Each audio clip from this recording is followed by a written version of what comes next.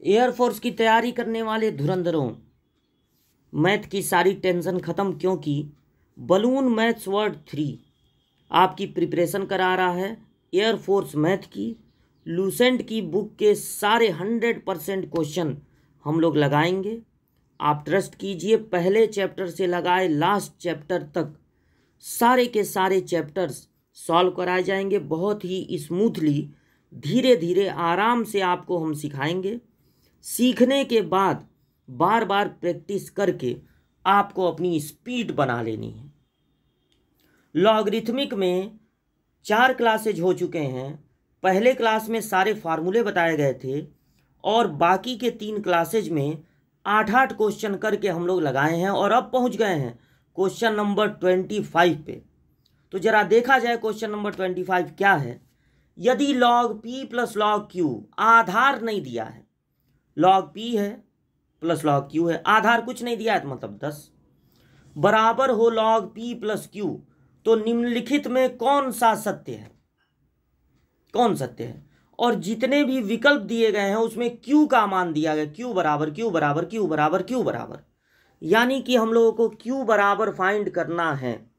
तो जब आपको मिलेगा log p plus log Q, तो जब आप इसको सिंगल लॉग में बदलेंगे तो हो जाएगा लॉग पी क्यू। जब आप इसको सिंगल लॉग में बदलेंगे तो दोनों संख्याओं का गुणा हो जाएगा और ये बराबर होगा लॉग पी प्लस क्यू, तो बराबर हो गया लॉग पी प्लस क्यू। अब अगर दोनों साइड में लॉग हैं तो दोनों साइड से लॉग हट जाएंगे।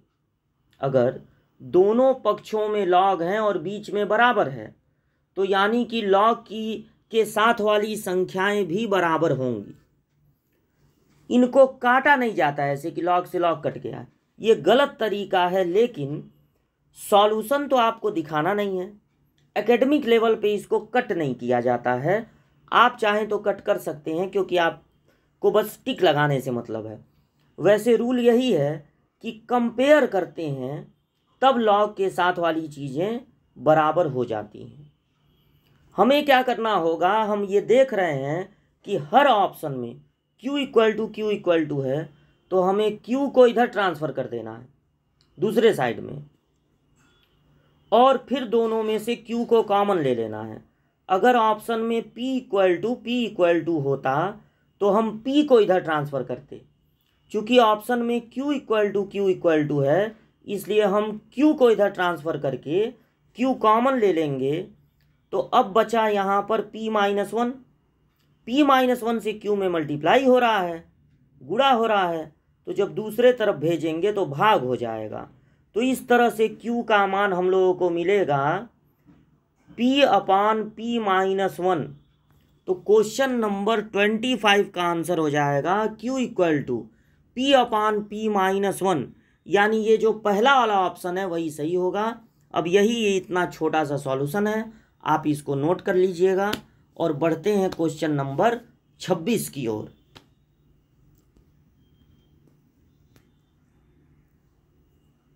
क्वेश्चन नंबर 26, यहाँ पर 2 लॉग हैं। पहले वाले लॉग का आधार है 9 और दूसरे वाले लॉग का आधार है 8। अगर दोनों लॉग के आधार अलग अलग हैं तो 2 लॉग को जोड़कर एक लॉग में बदलने वाला फार्मूला यहाँ पर नहीं लग पाएगा। वो तब लग पाता जब दोनों लॉग के आधार समान होते। अगर एक लॉग का आधार है 9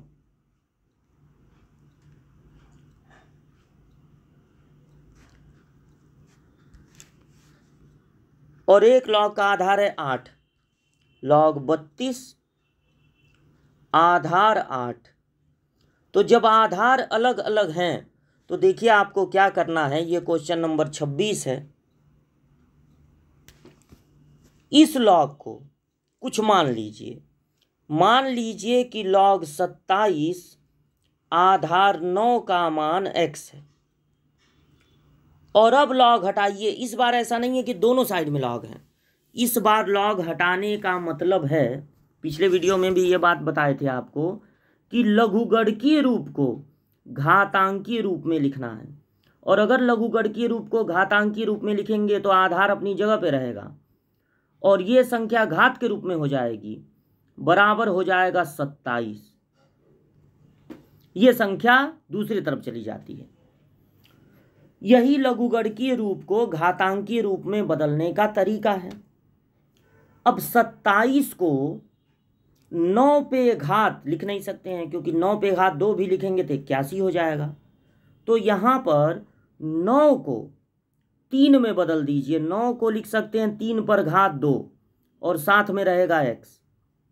अगर एक ही आधार पे दो दो घात रहेंगे तो दोनों घातों का गुणा होगा। और 27 को लिख सकते हैं 3 पर घात 3। और इस तरह से यदि दोनों तरफ के आधार समान है, बेस सेम है, तो घात भी समान होंगे। तो 2x बराबर 3 होगा तो x बराबर हो जाएगा 3/2। तो पहले वाले को x मानकर उसका मान निकाल लिया गया। अब दूसरे वाले को भी कुछ मान लीजिए।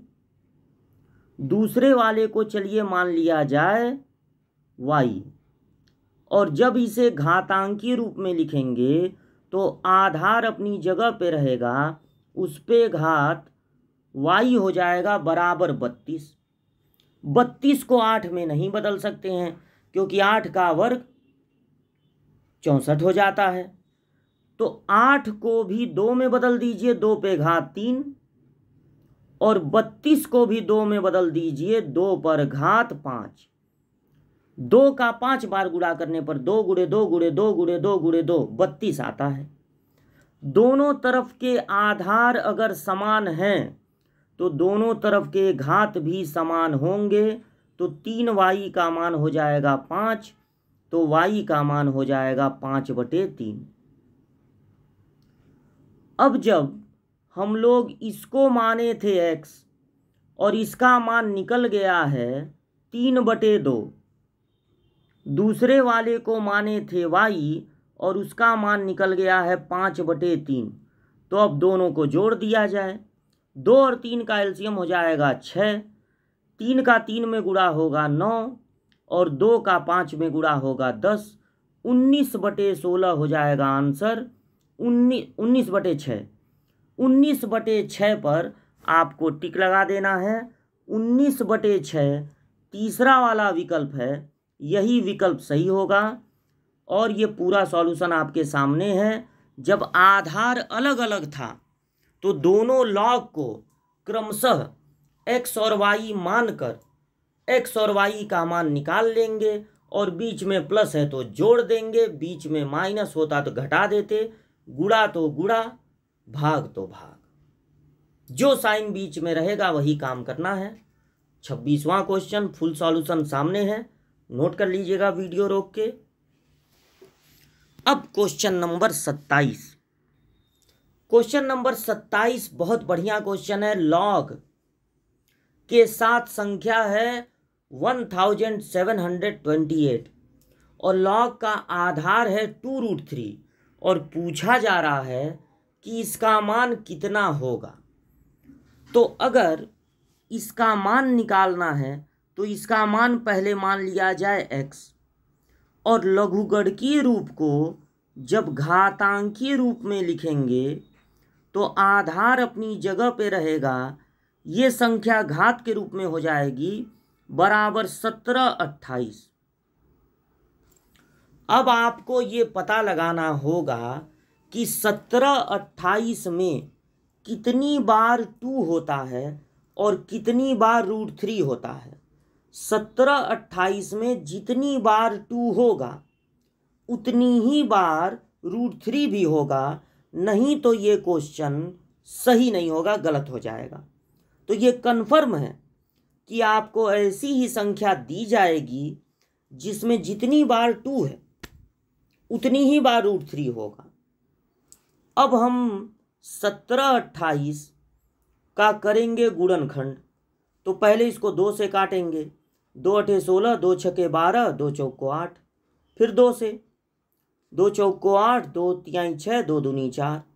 फिर 2 से कट जाएगा, 2 दूनी 4 और 16 दूनी होता है 32।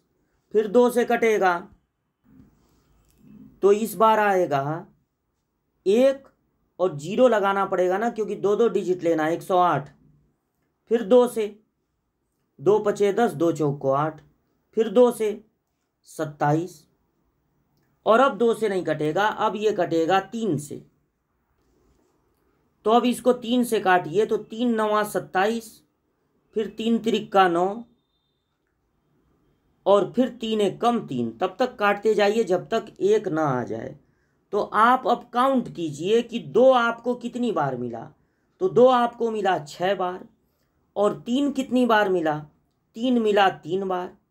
हर 3 में 2 करणी में 3 होता है, क्योंकि कर्णिम 3 गुणे कर्णिम 3 होता है 3। तो अगर 3 आपको मिला है 3 बार, तो यानी कर्णी में 3 आपको मिला है 6 बार। 6 बार, 2 बार इसमें, 2 बार इसमें, 2 बार इसमें। कर्णी में 3 कितनी बार है, 6 बार। तो 2 कितनी बार है, 6 बार। और कर्णी में 3 भी कितनी बार है, 6 बार।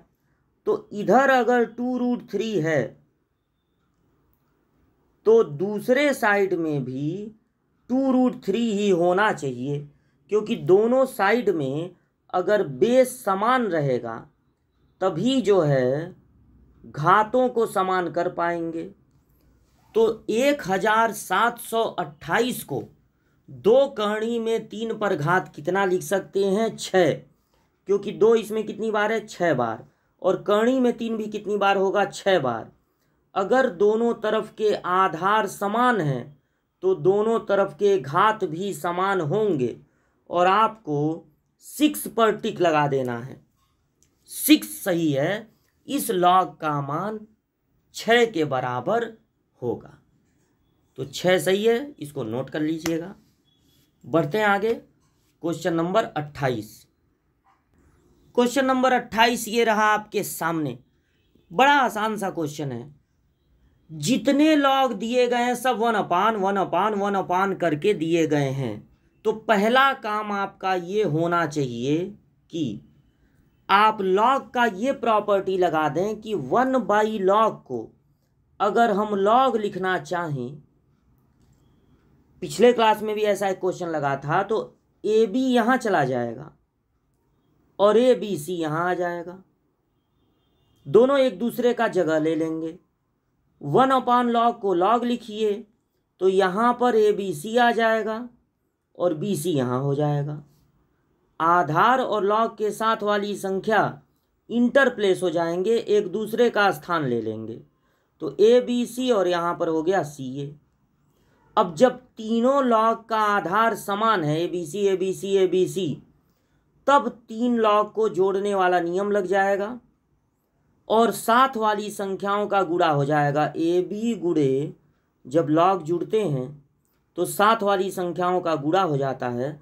आधार पर कोई असर नहीं पड़ेगा, लेकिन जुड़ेंगे तभी जब आधार समान हो।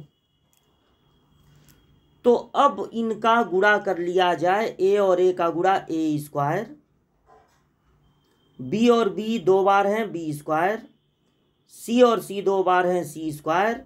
आधार होगा ABC।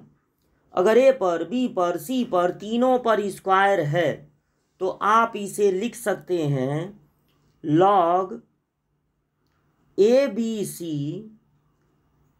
का होल स्क्वायर, क्योंकि तीनों पर स्क्वायर है, और लॉग के साथ संख्या पर जो घात है उस घात से हो जाता है लॉग में गुणा। अब ब्रैकेट लगाने की जरूरत नहीं है, चाहे लगा भी सकते हैं। और ये लॉग का नियम है कि लॉग के साथ वाली संख्या और आधार समान हो तो उस लॉग का मान 1 होता है। तो 2 एकम 2, यानी कि आंसर हो जाएगा 2 पे आपको टिक लगा देना है। और ये पूरा सॉल्यूशन आपके सामने है, नोट कर लीजिएगा। क्वेश्चन नंबर 28 का आंसर हो गया 2। क्वेश्चन नंबर 29 देखिए। क्वेश्चन नंबर 29 एक बार फिर ऐसा क्वेश्चन आपके सामने आया, अभी 2 क्वेश्चन पहले लगा है जब लॉग का आधार अलग अलग है, लॉग का आधार अलग अलग है, तो ये उस ग्रुप का क्वेश्चन हो गया जिसमें पहले वाले को x दूसरे वाले को y मान के हम लोग लगाते हैं। लेकिन थोड़ा रुकिए, थोड़ा एक बार और ध्यान से इसको देखिए। ये 27 है 9 है और ये 9 है 27 है। अगर आप इसे x मानेंगे, अगर आप इसे x मानेंगे तो आपको इसको y मान के इसका मान निकालने की ज़रूरत नहीं है, क्योंकि ये दोनों एक दूसरे के रेसिप्रोकल होंगे, व्युत्क्रम होंगे, उल्टा होंगे। अगर इसका मान निकल गया तो उसी को उल्टा कर दीजिए। जैसे इसका मान निकला अगर 3/2 तो ये 2/3 हो जाएगा, ये 2/3 निकला तो ये 3/2 हो जाएगा, जस्ट इसका उल्टा। तो आपको समय अपना बर्बाद करने की ज़रूरत नहीं है, बस आप एक लॉग का मान निकालिए। तो जब आप इसे बदलेंगे घातांकीय रूप में तो आधार अपनी जगह पे रहेगा, ये घात के रूप में आ जाएगा बराबर 27।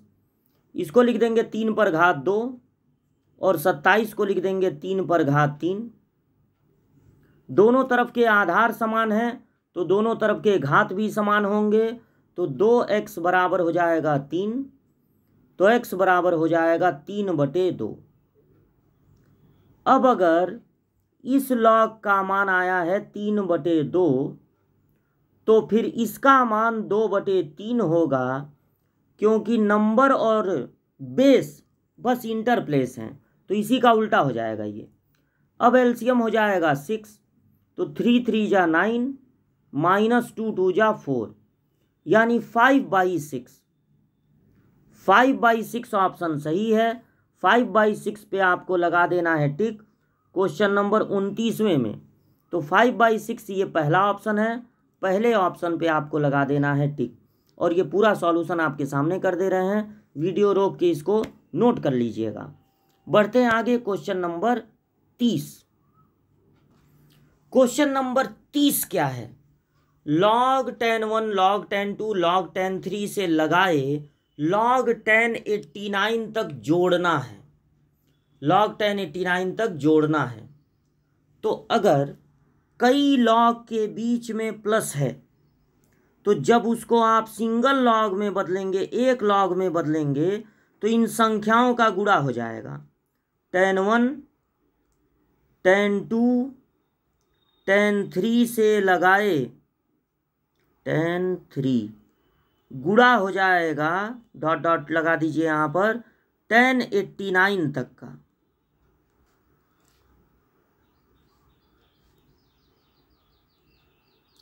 जब आपको ट्रिग्नोमेट्री पढ़ा रहे थे तो याद कीजिए वहाँ पर 10(1) से लगाए और 1089 तक का गुणा हम आपको सिखाए थे।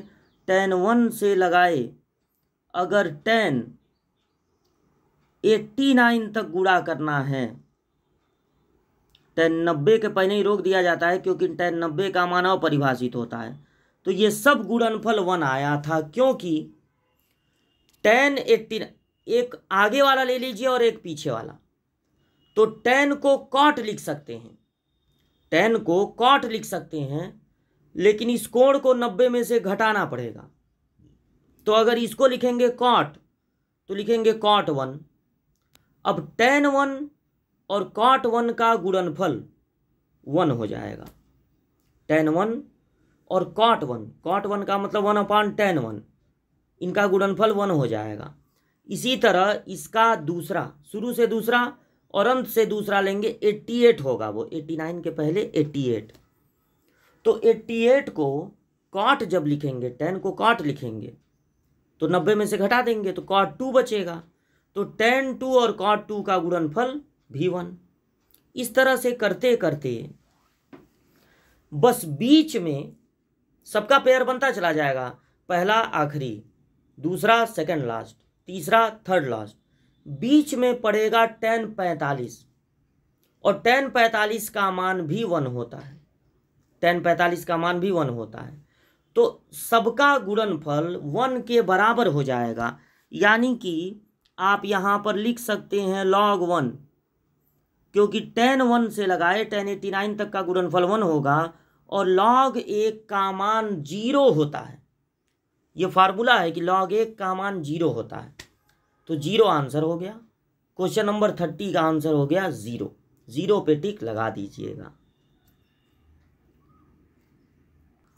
क्वेश्चन नंबर 31, log 360 को इनमें से क्या लिख सकते हैं? आपको दे दिया गया है log 360 और पूछा जा रहा है कि log 360 को विस्तार रूप में क्या लिख सकते हैं, एक्सपेंडेड फॉर्म में क्या लिख सकते हैं। तो 360 का पहले आप गुणनखंड कर लीजिए, अभाज्य गुणनखंड, प्राइम फैक्टराइजेशन, तो 180, 2 से कटेगा 90, फिर 2 से कटेगा 45, फिर अब 3 से कटेगा तो 15 तियाँ 45, फिर 3 से कटेगा 3 पचे 15, और फिर अब 5 से कटेगा तो 5 एकम 5।